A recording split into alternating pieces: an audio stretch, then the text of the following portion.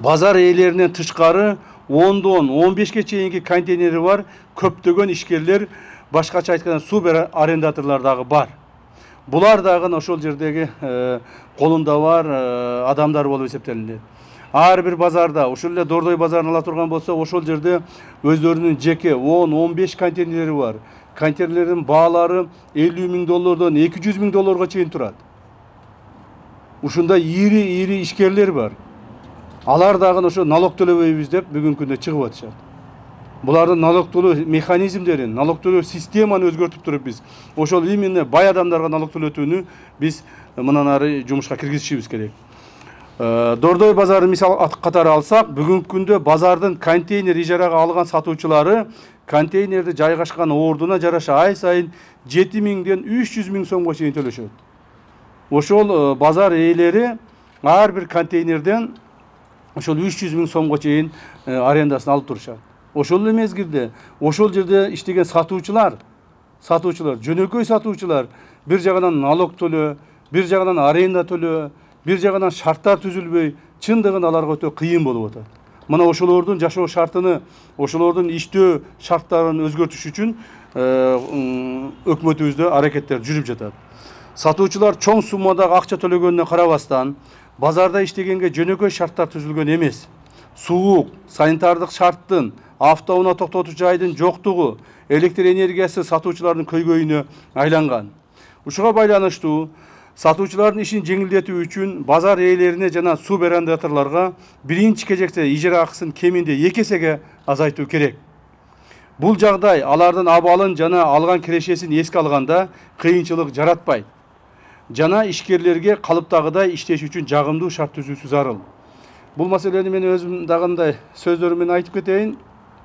Ошо баягы базар ээлери жана субарендаторлор ошол жерде отургандар 300 000-ден ар бир контейнерди алышат экен. Жанагы контейнердин ээлери болсо ошол сатуучуларга алар дагы ошо 200-300 000 сомдон акча алышат экен. Ошолорду биз кескин түрдө азайтышыбыз керек. Эмне үчүн бир адам же бир нече адам байыш керек дагы жүздөгөн, миңдеген адамдар ошонун азабын тартыш керек. Мына ушул маселеге көбүрөөк көңүл бурушубуз керек. Ошол 200-300 000 сомдон алып ар бир контейнерден, 10-15 контейнерден, бирок налог төлөбөстөн, эч нерсе кылбастан ошол айына 2-3 миллион, кээ бирлери айына 5-6 миллион сомдон акча чогултушуп, жылына 50-60 миллион сомдон киреше табышып, бирок налог төлөбөстөн, ошол арендага алган акчаларын эч жерге көрсөтпөстөн көтөрүп жүргөндөр бар. Мына ошолорго биз чара көрүшүбүз керек. Ошондо гана социалдык акыйкаттуулук болот. Ал эми биз болсо жөнөкөй сатуучуларды ошол жерде бала чака багыш үчүн контейнерлерди арендага алып, ушундай кыйналып, кредит алып иштеген жөнөкөй сатуучулардын үстүнөн түшүп алып, ошолорду налог төлөгүлө дейбиз. Ошон үчүн налог төлөө системасын биз кайрадан карап чыгышыбыз керек. Түп тамырынан бери ошону изилдешибиз керек. Эмне үчүн ушул биз системага келип такалдык?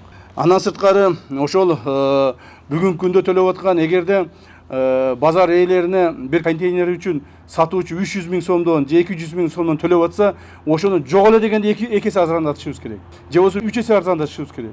300 000 сом аренда төлөп аткан сатуучу 100 000 сомдон төлөсө, ошол дагы арендага берип аткан байга жетиштүү болот. Мына ушул жагын карашыбыз керек. Ар бир контейнерди биз номерлеп чыгышыбыз керек.